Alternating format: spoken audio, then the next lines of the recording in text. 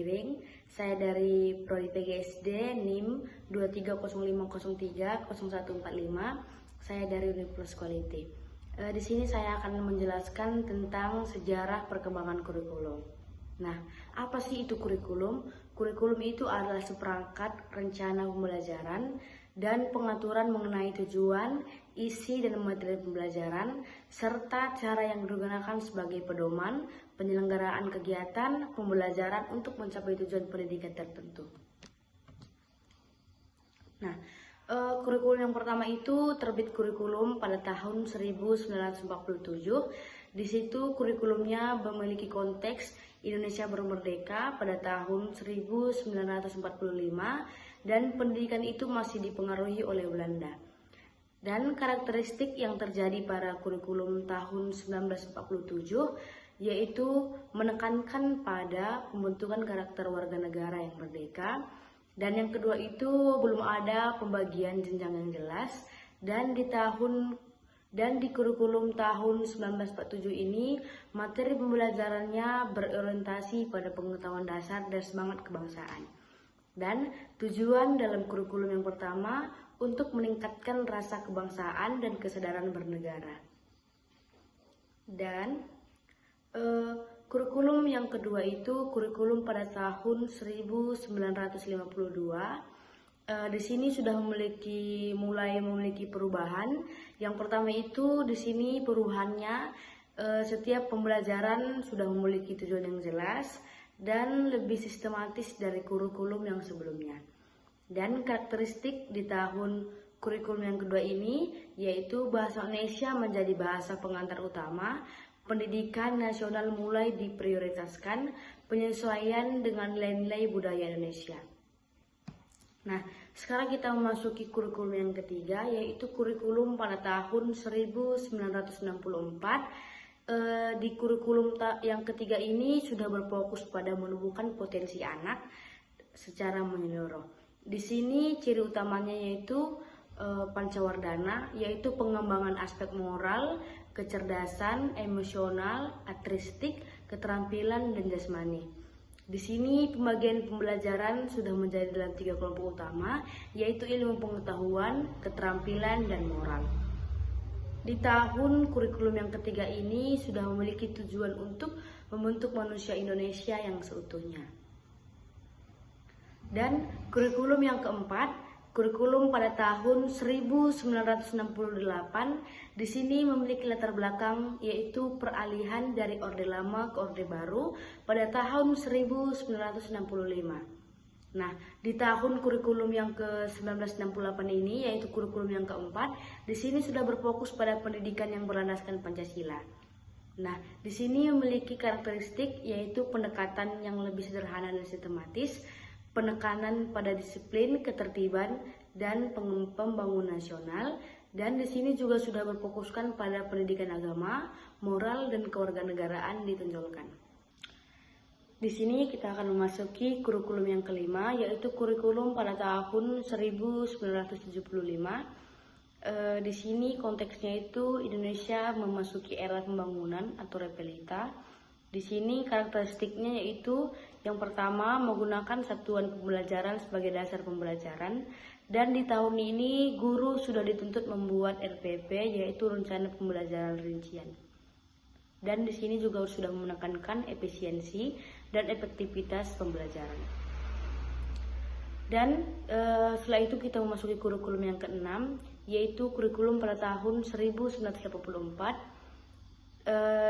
Di tahun 1984 ini atau kurikulum yang ke-6 ini sudah berfokuskan pada proses pembelajaran yang aktif, bukan sekedar hasil. Di sini juga karakteristiknya guru sudah menjadi sebagai fasilitator, bukan lagi sebagai pusat informasi, dan siswa juga diajak untuk berpartisipasi aktif dalam pembelajaran, dan pendekatan ilmiah juga sudah mulai dikenakan. Tapi di sini juga dalam kritiknya banyak guru yang tidak siap karena pendekatan ini tidak efektif diterapkan di tempat yang lain. Kita memasuki kurikulum yang ketujuh, yaitu kurikulum pada tahun 1994. Di sini tujuannya itu sudah menyempurnakan kekurangan dari CBSA, kurikulum yang sebelumnya, dan juga karakteristiknya di sini gabungan antara pendekatan isi dan pendekatan proses, dan juga pembelajaran padat, banyak mata pembelajaran, beban siswa berat. Nah, pembelajaran dibagi dalam semester dan tahun ajaran. Di tahun 1994 ini atau kurikulum yang ketujuh, di sini pembelajaran sudah mulai terbagi agar siswa tidak memiliki beban yang berat karena tidak lagi memiliki pembelajaran yang padat. Setelah itu kita memasuki kurikulum yang ke-8, yaitu kurikulum pada tahun 2004, yaitu kurikulum berbasis kompetensi atau KBK. Di sini berfokus pada kompetensi peserta didik, dan karakteristiknya yaitu didasarkan pada kompetensi dasar dan indikator pencapaian. Di sini karakteristiknya sudah mendorong kreativitas, kemampuan berpikir kritis. Setelah itu kita memasuki kurikulum yang 9, yaitu kurikulum 2006, yaitu kurikulum KTSP, kurikulum tingkat satuan pendidikan. Nah, di sini kebijakannya sudah desentralisasi pendidikan, dan karakteristiknya itu di sini sekolah sudah memiliki wewenang menyusun kurikulum sesuai kondisi lokal dan juga sudah mengacu pada standar isi dan standar kompetensi lulusan. Dan di kurikulum tahun 2006 ini lebih fleksibel namun menimbulkan kesenjangan mutu antar sekolah. Nah, setelah itu kita memasuki kurikulum yang ke-10, yaitu kurikulum tahun 2013 atau kurikulum ke-13, yaitu di sini latar belakangnya itu tantangan global, pendidikan karakter, dan kompetensi abad yang ke-21. Dan di kurikulum yang ke-10 ini atau kurikulum ke-13, di sini memiliki ciri khas yaitu SKNVT, yaitu 5M, mengamati, menanya, menalar, mencoba, dan mengkomunikasikan. Di sini integrasi pendidikan karakter dalam semua mata pembelajaran dan sudah memiliki penilaian autentik berbasis proses dan hasil, dan pelatihan guru intensif diperlukan, dan ini dilakukan beberapa kali terutama pada jenjang SD hingga SMA. Masuk kita ke kurikulum yang saat ini, yaitu kurikulum Merdeka 2022 hingga sekarang. Dan di sini sudah memiliki inisiator Kementerian Pendidikan, Kebudayaan, Riset, dan Teknologi. Dan di sini sudah memiliki filosofi yaitu Merdeka Belajar. Di sini memiliki karakteristik yaitu sudah fokus pada proyek penguatan profil Pancasila atau P5. Dan yang kedua itu pembelajaran berbasis kompetensi dan tidak terkait dengan struktur ketat.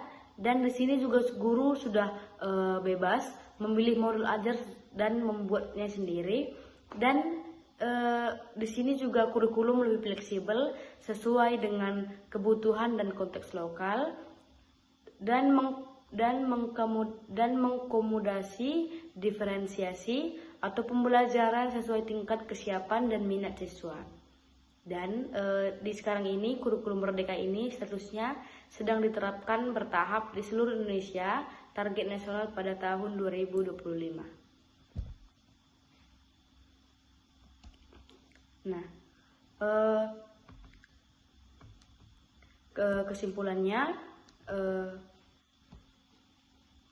kesimpulannya, perkembangan kurikulum di Indonesia mencerminkan yang pertama itu perubahan zaman dan pemerintahan, yang kedua itu kebutuhan masyarakat dan tantangan global, yang ketiga itu evolusi pendekatan pendidikan dari berorientasi, isi, proses, kompetensi, karakter, dan fleksibilitas.